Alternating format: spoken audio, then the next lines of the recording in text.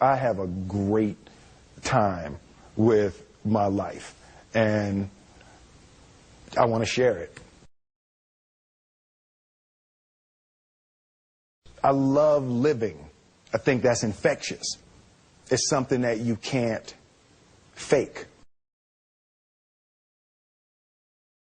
Greatness is not this wonderful, esoteric, elusive, God-like feature that only the special among us will ever taste. You know, it's something that truly exists in all of us. It's very simple. This is what I believe, and I'm willing to die for it. Yeah. Period. It's that simple. I know who I am, and I know what I believe. I know who I am, I know what I believe. That's all I need to know. And that's all I need to know. So from there, you do what you need to do. Yeah. You know, and I think what happens is we make the situation more complex than it has to be. Because we're looking for complexity. There's got to be something complex to understand. It can't be that easy. No. We didn't grow up with the sense that where we were was where we were going to be. You know, we grew up with the sense that where we were almost didn't matter because we were becoming right. Something greater.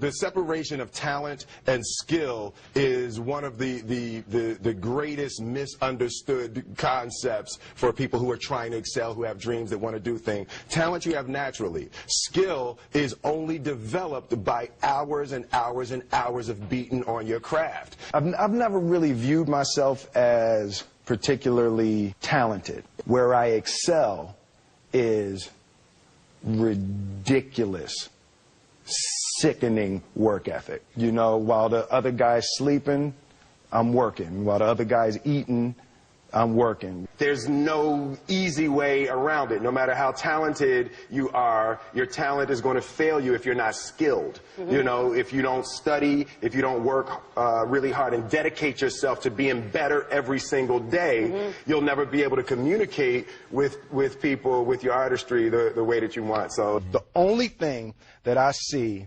that is distinctly different about me is I'm not afraid to die on a treadmill.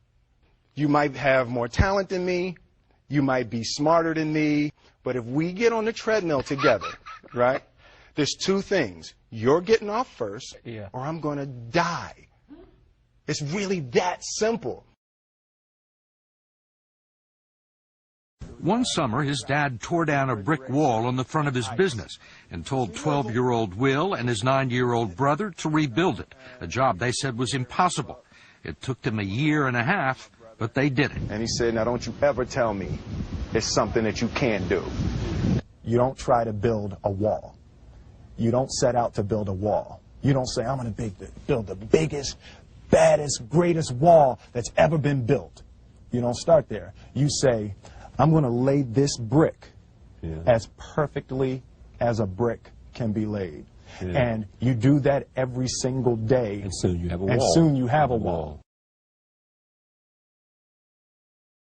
You know, it's an idea that my grandmother always had, that, if you're going to be here, then there's a necessity to make a difference. She always instilled the responsibility, the spiritual responsibility that you have to make every group you come in contact with better. I want to do good. Yeah. I want the world to be better because I was here. I want my life, I want my work, my family, I want it to mean something. And it's like, if you are not making someone else's life better, then you're wasting your time. You know, like your life will become better by making other lives better. I want to represent an idea. I want to represent possibilities. I want to represent the idea that you really can make what you want. One of my favorite books is The Alchemist, Paulo Coelho. And I just believe that. I believe that I can create whatever I want to create.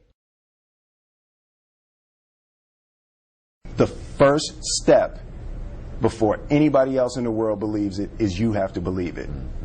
There's no reason to have a plan B because it distracts from plan A. I think that there's a certain delusional quality that all successful people have to have. You have to believe that something different than what has happened for the last 50 million years of history. You have to believe that something different can happen. Confucius said, he who says he can and he who says he can't are both usually right. Being realistic is the most commonly traveled road to mediocrity. Why would you be realistic? What's the point of being realistic? Just put up a barrier. Yeah, I'm going to do it. It's done. It's already done. The second I decide it's done, it's already done. So now we just got to wait for y'all to see. It's unrealistic to walk in a room and flip a switch and lights come on. That's unrealistic. Fortunately, Edison didn't think so. It's unrealistic to think you're going to bend a piece of metal and fly people over an ocean in that metal. That's unrealistic. But fortunately, the Wright brothers and others didn't believe that. And it just seems like such a ridiculous idea to me to embrace the idea that it's not going to happen. That's not real for that to happen. As soon as you say it, now you just made that real.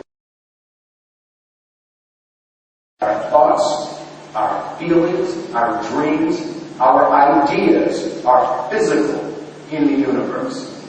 That if we dream something, if we picture something, if we commit ourselves to it, that is a physical thrust towards realization that we can put into the universe. That the universe is not a thing that's going to push us around. That the world and people and situations are not something that are going to push us around. That we are going to bend the universe and command and demand that the universe become what we want it to be. I study the patterns of the universe. There's a redemptive power that making a choice has, you know, rather than feeling like you're at effect to all the things that are happening. Make a choice. Like, you just decide what it's going to be, who you're going to be, how you're going to do it. Just decide. And then from that point, the universe is going to get out your way. It's like it's water. It wants to move and go around stuff, you know. You know, there's a flow of the universe that I've grown to know just how to go with it. I realize that to have the level of success that I want to have, it's difficult to spread it out and do multiple things. It takes such a desperate, obsessive focus. You really got to focus with all of your fiber and all of your heart and all of your creativity.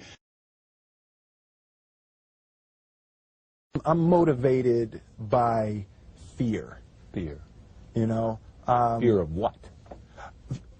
Fear of fear.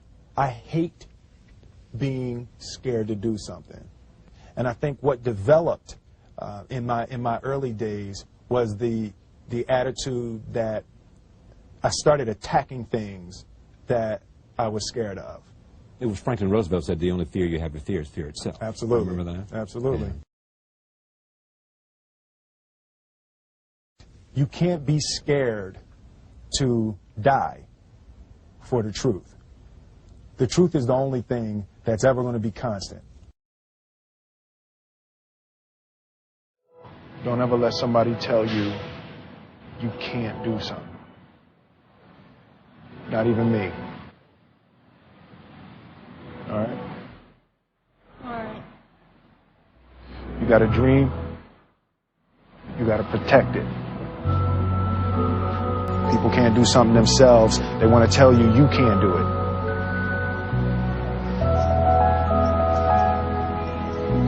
You want something, go get it. Period.